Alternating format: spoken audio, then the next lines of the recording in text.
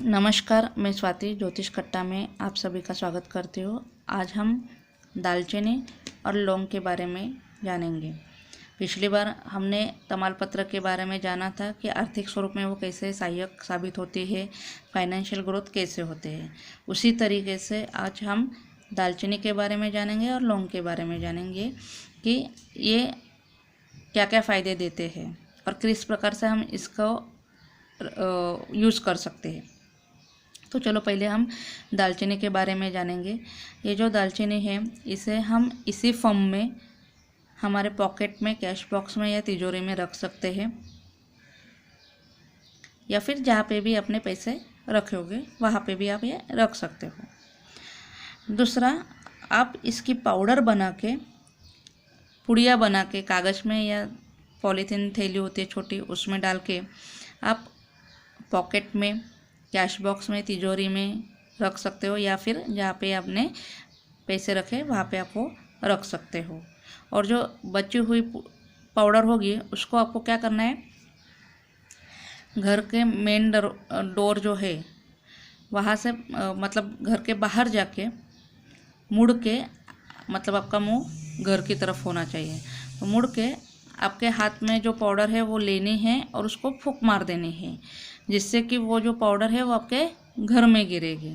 ठीक है, तो इस प्रकार से भी आप कर सकते हैं। और जो लास्ट वाला है कि अभी आपको दिख रहा होगा ये राउंड शेप में है पूरा, तो इसी तरीके से आपको दालचीनी लेनी है। इसमें आपकी फाइनेंशियल रिलेटेड कोई विश होगी तो वो कागज़ पे लिख के इसमें आप डाल सकते हो, इसमें डाल देना है और फिर इसको इस तरीके से बांध के इसको बांधना है और आपको लटका देना है, या फिर घर के डोर में आप लटका सकते हो, या फिर आप आपका दुकान है तो वहाँ पे भी आप वो लटका सकते हो, या फिर रखने की अगर जगह होगी, जैसे कि शटल के यहाँ पे कोई जगह है या फिर मेन डोर के यहाँ पे कोई जगह है रखने की, तो वहाँ पे आप वो ये रख भी सकते हो। और कंपलसरी नहीं है कि कागज़ पे विश लिख कर इसमें डालना ही है। अगर आपकी इच्छा नहीं है वैसे कुछ करने की तो भी आप इसी स्वरूप में सिर्फ बांध के इसको लटका सकते हो या रख सकते हो।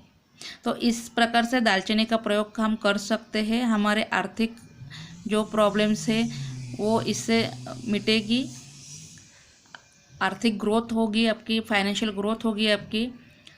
तो इस तरीके से ये काम करता है। अब उसके बाद हम लौंग के बारे में जानेंगे। लौंग हम ये छोटा है लेकिन बहुत पावरफुल है। तो जैसे कि देख रहे हैं आप, मेरे पास 3 लौंग है, तो हमें ये 3 लौंग लेनी है, या फिर आप 5 भी रख सकते हो या फिर 7 भी रख सकते हो। इसी फॉर्म में हमें रखना है उसको।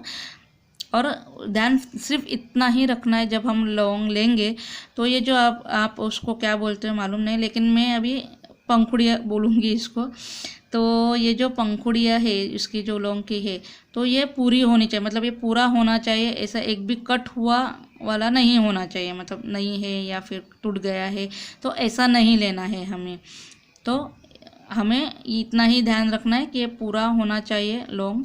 और हम 3, 5 या 7 इसमें ये अपने पॉकेट में, कैश बॉक्स में, तिजोरी में, या जहाँ पे भी अपने पैसे रखे वहाँ पे आप ऐसे इसमें फॉर्म में रख सकते हो उसको।